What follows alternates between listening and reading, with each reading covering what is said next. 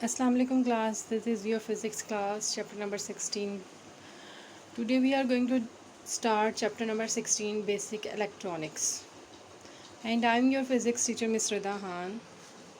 सबसे पहले इलेक्ट्रॉनिक्स की डेफिनेशन आ जाती है। Electronics is that branch of applied physics. Physics की भी आगे ब्रांचेस हैं, उसकी ब्रांच की आगे से ब्रांच है इलेक्ट्रॉनिक्स, ठीक है, which deals with the control motion of electrons using different devices. ठीक है, इलेक्ट्रॉन्स जो होते हैं वो रैंडमली मूव कर रहे होते हैं, उनको कंट्रोल करना, उनको एक फ़्लो में मूव करवाना है, एक ही डायरेक्शन में मूव करवाना ताकि करंट प्रोड्यूस हो सके, उसको हम उनके लिए जो डिवाइसेस यूज़ होती हैं उसे हम कहते हैं इलेक्ट्रॉनिक्स। ठीक है, आज हम डिस्कस करेंगे थर्मियोनी कमीशन।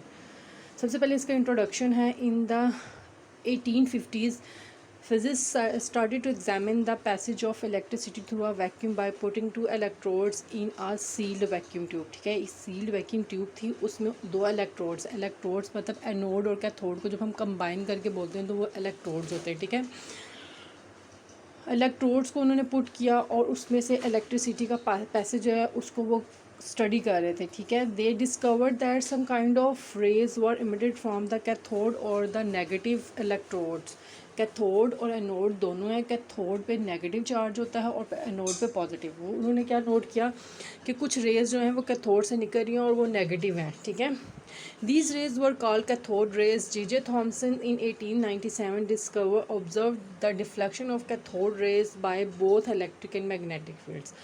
अब जो है कैथोड रेज हैं उन पे नेगेटिव चार्ज होता है, जिन पे भी चार्ज होगा पॉजिटिव या नेगेटिव। ठीक है, जो चार्ज पार्टिकल्स होंगे वो इलेक्ट्रिक और मैग्नेटिक फील्ड से क्या होंगे, डिफ्लेक्ट। जो न्यूट्रल होंगे उन पे ये दोनों फील्ड्स कुछ भी असर नहीं करेंगे। ठीक है, from this deflection experiment he concluded that cathode rays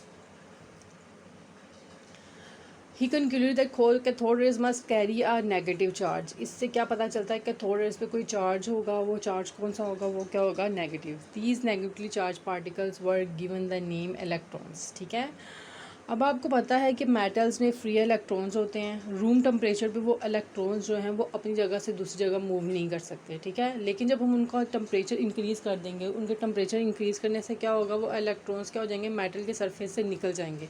ठीक है, इसकी डेफिनेशन है थर्मियोनिक एमिशन की कि the process of emission of electrons from hot metal surface is called thermionic emission. इसकी एग्जांपल में आ जाता है हमारे पास, can usually be produced by electrically heating a fine tungsten filament. ठीक है, फाइन टंगस्टन फिलामेंट जो है हमारे पास क्या है, थर्मियोनिक एमिशन की एक गुड एग्जांपल है।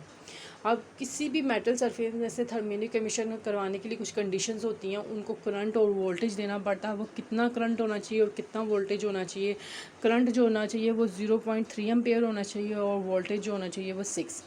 हमने किसी टंगस्टन फिलामेंट में से जब इलेक्ट्रॉन्स की एमिशन करवानी है उसके लिए हम उसको 6 वोल्टेज, ठीक है, और 0.3 एम्पेयर करंट देंगे तो उस सरफेस में से इलेक्ट्रॉन्स की एमिशन हो जाएगी और उस प्रोसेस को हम क्या कहते हैं, थर्मियोनिक एमिशन।